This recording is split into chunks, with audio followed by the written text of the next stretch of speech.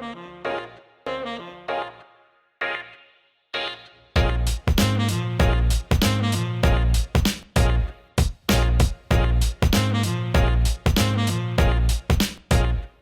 day. My name is Mhlanga and I'm actually from RustMD campus. Today we'll be looking at power machines and 5 velocity diagrams. Right. Basically, velocity diagrams depicts what will be actually happening in the steam turbines as the steam passes through the turbine. And it's actually another way of calculating the power required, the axial thrust, and all this stuff like that. So we do velocity diagrams in order to find the power required and the axial thrust. So now we have 3 types of velocity diagrams.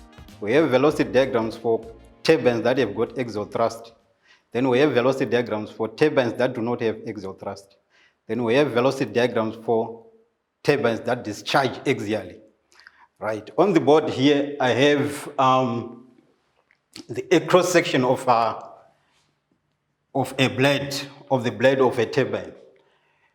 At the top there, I have the position of the nozzle. Right, as the steam leaves the nozzle, it enters into the blade at an angle of delta I. At an angle of delta I, and the speed is AI. And the angle of the blade will be actually beta I. The speed of the blade will actually be B. Right? So the steam goes into the turbine blade at an angle of delta I, and at a speed of AI, it glides through the blade and goes out at an angle of delta E and a speed of AE. Right. Now, at the top here, we have the velocities at inlet, where delta I is the angle at inlet, or what we call the nozzle angle. Then AI, the speed of steam as it leaves the nozzle, or the speed as the steam as it enters into the blade. Then B is actually the blade speed, which is actually going to be the peripheral speed of the blade.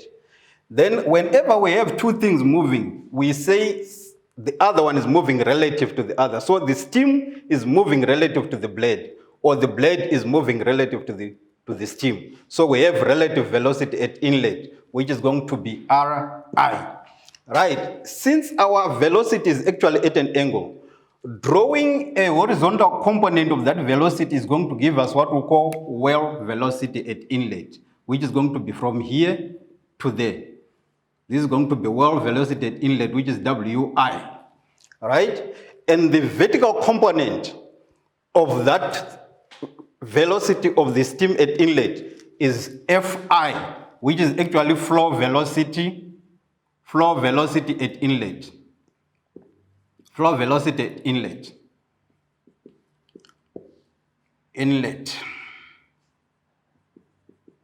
So that actually completes the inlet side. Now coming to the bottom here, we have our steam leaving at AE, which is actually the exit speed of the steam. And the angle at which it leaves the blade is going to be delta E. Then drawing a horizontal component for that velocity there, we are going to have what we call well velocity at outlet, which is going to be WE. Then the vertical component of that same velocity there is going to be our flow velocity at outlet, which is going to be FE, flow velocity at outlet.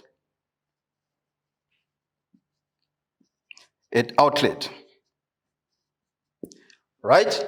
Then again, we are saying this steam is moving relative to the blade. This is still the blade speed from here to there, which is going to be the same speed from there to there. So we are saying the speed at outlet, the steam speed at outlet is relative to the blade speed at outlet as well. So we have relative velocity at outlet is Re.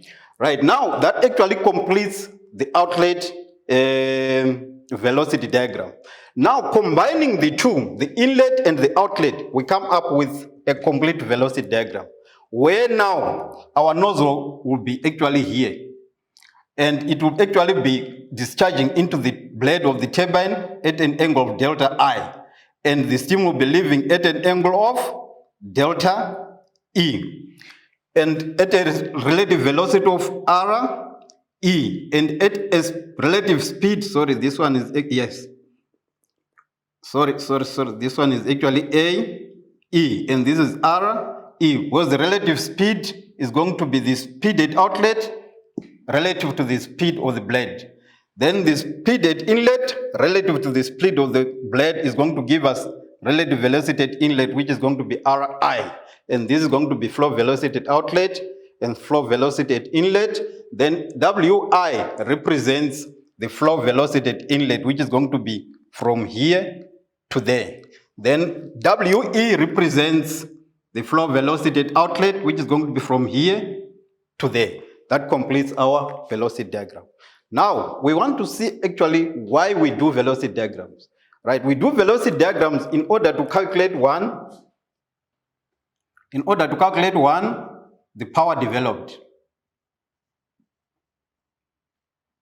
The power developed by the turbine, which is going to be given by mass times wall velocity times the blade speed. And this is actually going to be, our mass is going to be in kgs per second. Then this is going to be watts. Then we also do velocity diagrams in order to calculate our axial thrust. And axial thrust is going to be given by the mass into Fi minus Fe, which simply means the mass into flow velocity inlet minus flow velocity at outlet. Then we also do velocity diagrams in order to calculate the diagram efficiency.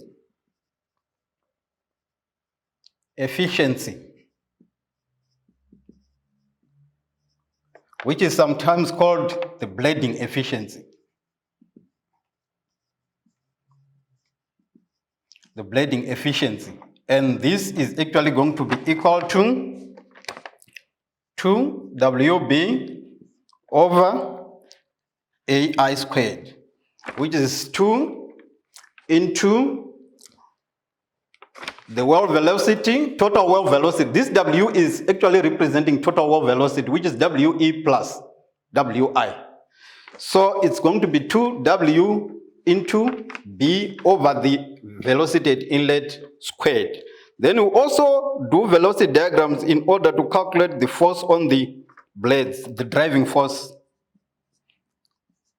We also do velocity diagrams in order to calculating the driving force, which is going to be given by MW. Right. Now we want to relate especially the axial thrust to these three that we have at the top there. We are saying axial thrust is equal to M into Fi minus Fe. Now, if a velocity diagram is actually for an impulse turbine, which has got Fi not equal to Fe, it simply means there's going to be axial thrust developed because this is not equal to that. So if this is not equal to that, so it simply means there's going to be axial thrust developed. But however, if it's actually a velocity diagram for a turbine that does not have axial thrust, it means therefore that Fi should be equal to Fe. So that if you say Fi minus Fe is going to be 0 here. So what does it mean therefore in our velocity diagram? It simply means therefore that the point, let me just name these points A, B, C, D, E, and F. So what does it mean therefore that? What it means therefore is that the point D and the point E should actually be on the horizontal, on the same horizontal plane when it's actually for a velocity diagram for no axial thrust. Why? Because this Fi will be equal to Fe. And Fi and Fe are actually measured from this point straight to the top there, and this one is measured from that one to the top there. So now what it simply means is these two have got to be on the same point. For the velocity diagram for the axial discharge, the velocity diagram will look like this. We are saying delta E is equal to 90 degrees. So it will be looking like this. And this angle there will be 90 degrees, which means therefore that This AE is going to be equal to RE, to FE. AE is equal to FE. So in other words, if this is going to be 90 degrees, it means therefore that this one and this one will actually be on the same point and on the same line. Right, basically that explains the three types of velocity diagrams that we have. We said we have velocity diagram for axial thrust, which will actually have Fi not equal to Fe. We said we have velocity diagrams for turbines that do not have axial thrust, which means Fi and Fe will be actually on the same horizontal point. Then we said we have velocity diagrams for axial discharge, which means our delta E is going to be 90 degrees. On the board, we have a question that says, or that reads, the average blade speed of an impulse turbine is 300 meters per second. The relative velocity of the gas is 600 meters, and the blade inlet angle is 20 degrees. Friction causes 5% loss in the velocity as the steam moves over the blades. The turbine does not develop axial thrust and uses 90 kg gas every minute. Use a scale of 1 centimeter equal to 50 meters per second and construct a velocity diagram. And that's 1.1 and 1.2 reads, determine the following from the diagram. 1.1.2, the exit angle of the gas, 1.2.2, the inlet angle of the gas, 1.2.3, the exit blade of the exit blade angle, sorry. Then 1.2.4, the power developed, 1.2.5, the diagram efficiency. Now we want to see how we actually draw this velocity diagram.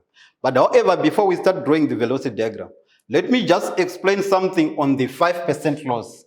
Now you are going to realize that as the steam enters into the blade, it's going to incur some frictional losses as it glides over the blade.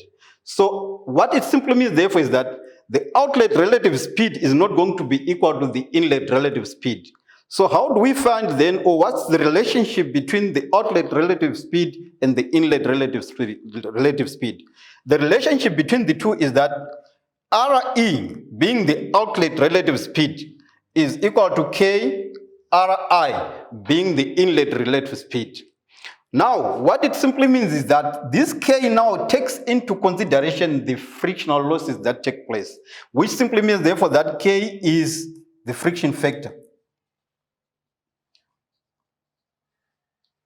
Is the friction factor. So that is the relationship between the relative velocity at outlet to relative velocity at inlet. Our relative velocity at outlet is always going to be less than the relative velocity at inlet because of the frictional forces, unless probably if frictional losses are actually negligible. So it means Ri is going to be equal to Re. Right, now let's go to the velocity diagram. What I will actually encourage you to do is to draw a skeletal velocity diagram of what actually is happening there, putting into the velocity diagram that we would have drawn these values that you have here. So I'm going to use this diagram that I have here to put in those values that we have on that question. Now the question is saying the average blade velocity of an impulse turbine is 300 meters per second. So what we mean by average blade speed is our B. So our blade speed is B, which is going to be 300 meters per second. I put my 300 meters per second there. The relative velocity of the gas, they are actually emphasizing on the relative velocity of the gas. So that now becomes our Ri, which is going to be equal to 600 meters per second. All right? And the blade inlet angle is 20 degrees. Right? At point B here, that's where we have blading angle. Our beta I represents the blade inlet angle, and beta E represents the blade outlet angle. So now they are saying the blade inlet angle is 20 degrees. So that means our beta I is equal to 20 degrees. Please take note, our relative speed starts from the nozzle, it goes to B, then going out there, it's going to be Re. Then at point A, we have steam inlet and steam outlet. So at point A, we have nothing to do with relative velocity. At point B, we have nothing to do with steam. So at point B, we are talking of blading angles. Beta I representing the blading angle at inlet, beta E representing the blading outlet angle of the blade, sorry. Now, they are saying friction causes 5% loss. We are not interested in the losses. We are interested in what actually happened. So our K factor now becomes 100% minus 5%, giving us 95%. So our K is equal to 0.95. Our K is equal to 0.95. 5% loss in the velocity as the steam moves over the blade. The turbine does not develop. Please underline this. The turbine does not develop axial thrust. So basically what it points to is that we are going to look at a velocity diagram that does not develop axial thrust. So in other words, our Fi should be equal to Fe for us not to have axial thrust in the turbine. So in other words, we are saying here Fi is equal to Fe and uses 90 kgs of steam. This 90 kgs now becomes our M equal to 90 kgs. Gas per minute, please write per minute, is very, very important, because when we are now calculating our power developed, when we are now calculating our axial thrust, when we are now calculating anything that has got to do with calculations, it's going to be kgs per minute. So we are going to be converting this from kgs per minute to kgs per second, right? Now they are saying use a scale of 1 centimeter equal to 50 meters per second. Use a scale of 1 centimeter equal to 50 meters per second. Right, the first question that comes into your mind is, where do I start? We always start from our line FC. We always draw our line FC first, which is going to be drawn horizontally and in landscape form. Horizontally and in landscape form. Now, where to start will actually depend on the data that you have been provided with. Now, in this case, you are going to realize that we don't have anything that relates to A except 300 meters per second. But for B, we have 600 meters per second and 20 degrees. So our starting point is going to be B. So now, let's mark our point B. This point B should be more on the right than onto the left, because our diagram is going to be more inclined to the right than it's going to be on the left. So now, what it simply means is we are going to measure 20 degrees anti-clockwise at B. 20 degrees anti-clockwise at B, which is this 20 degrees. So I'll put my protractor like this, then I'll actually mark my 20 degrees. Clockwise like that. Then I'll draw a line passing through that what? I'll draw my line passing through that 20 degrees. Unfortunately, this is not going to be exactly what we need, because, right, I'll draw my line passing through that 20 degrees, right? Then the scale is saying 1 centimeter equal to 50 meters per second. Then it simply means we are going to divide this 600 meters per second by 50, which means it's going to be 30 centimeters, is it? Oh, no, 1 here, 50 over 50, this is going to give us what? 1, 2, 12 centimeters. So this is going to be 12 centimeters, so it means from B there, I'm going to mark my 12 centimeters. Let's say my 12 centimeters is somewhere there. Then I mark at that point there. That's my 12 centimeters. Then what it simply means therefore is that since I don't have this speed AI, the speed at inlet, since I don't have this speed at II, what it simply means is I now have point D by virtue of having this point there. So what I have to do is to actually draw this line from here to there. But what I will actually use to draw that line is I have to actually draw a horizontal line first. Why? Because we are saying Fi is equal to Fe, and our flow velocity should be on the same horizontal line. So how do I do that? I will actually put my protractor here. I will make sure that this 20 degrees here is coinciding with this line that I drew there. So that the line that I'm going to draw at 0 degrees here. At 0 degrees there. I will mark it. This should coincide with 20, but what I want is 0 degrees, so that I'm going to draw a horizontal line there. So I'll actually draw the horizontal line through that 0 from that point there. Unfortunately, it's not passing through the point there. It's not going to be horizontal there. It's not going to be horizontal, but this should be actually somewhere here, 20 degrees there. You draw a horizontal line there. Sorry. You draw a horizontal line there.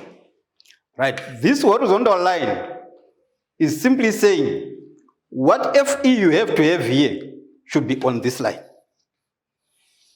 Right? Now, how do I find that other point?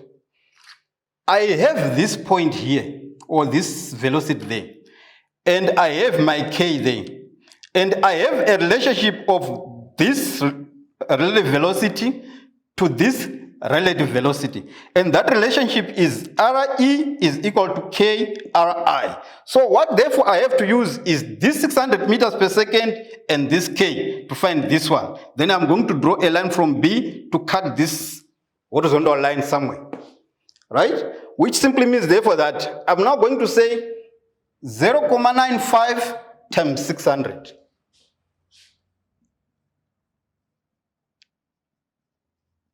Times 600, 30. Unfortunately, I had not calculated them. 30, let me see, 60. 30, 6 times 9, 54 plus 3, 7, 6, 6 as 0, 5, 0, 0, then we put, so 570. And this is going to be 570 meters per second. This is going to be 570 meters per second. Right? We're saying RE is equal to KRI, which is going to be 0.95 times 600, which is going to be 570 meters per second. Right? Then I divide this 570 meters per second by 50. This RE is giving us 11.54. Right? What it simply means therefore is that I'm going to draw a line from this point to cut this one at 11.54. So I'll put my ruler like this. This has got to be at 0. This has got to be at 0. So I'll put it like this, then slide it until the 11.54 crosses this line. Say it crosses it there, somewhere there. So I'll mark that point there. Then I'll draw this line straight to there. Right? How do I find my point A? My point A is actually given by 300 meters per second. So this 300 meters per second is going to be divided by 50, which is going to be about 6 centimeters. So I'm going to mark from here to there, 6 centimeters. So that's going to be my A, 6 centimeters from here to there, because it's 300 meters per second. Then I'll draw my line from here to cut it there. Then I'll complete this drawing by drawing a vertical line to cut that one there, draw a vertical line to cut that one there. That completes our velocity diagram. That completes our velocity diagram. So now everything that we are supposed to calculate, the exit angle of the blade or the exit angle of the gas, you are going to actually measure this angle. Measure this angle from here anti-clockwise to guide that exit angle of the gas. Then the inlet angle of the gas, you also have to draw this line to A. You also have to draw this line to A. So for the inlet angle of the gas, you measure this line from there to there. This one is measured anti-clockwise, this one is measured clockwise. Then the exit blade angle, you are going to measure this one from here anti-clockwise to there. Then the power developed, like we said previously, power developed is equal to MWB. Then they are now saying the diagram efficiency or the blading efficiency. This diagram efficiency they sometimes refer to as the blading efficiency. And we said blading efficiency is equal to, or is equal to 2WB over AI squared. Then you will be actually done with your velocity diagram. But please take note, in this velocity diagram, you have to actually label it in meters per second. So this is going to be 600 meters per second. This one here, 300 meters per second. So this one, you actually have to put it, Fi is equal to, Fe is equal to, AE is equal to, delta E equal to, Re equal to, then you measure from here to there to have WT, which is the one that you are going to be using all here. And please don't forget to convert your M into kgs per second. I hope we've covered everything that we have to cover. And I hope this is going to be helpful to you. Thank you.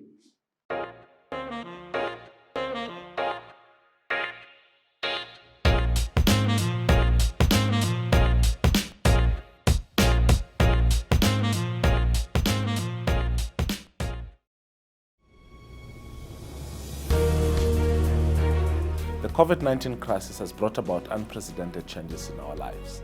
We find ourselves in situations not of our own choosing, but imposed by external circumstances.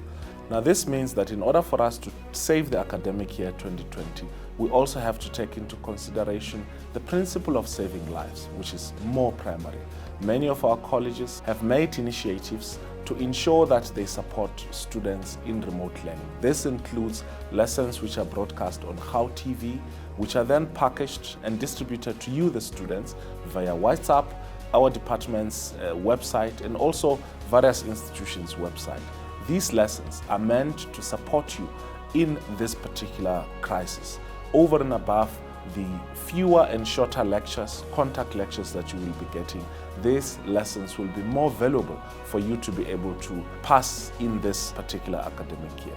We therefore call on all students not to see this as a moment of despair, but to see this as an opportunity to use all these available resources to support your own learning and teaching. I wish you all the best. Let's save lives. Let's save the academic year 2020.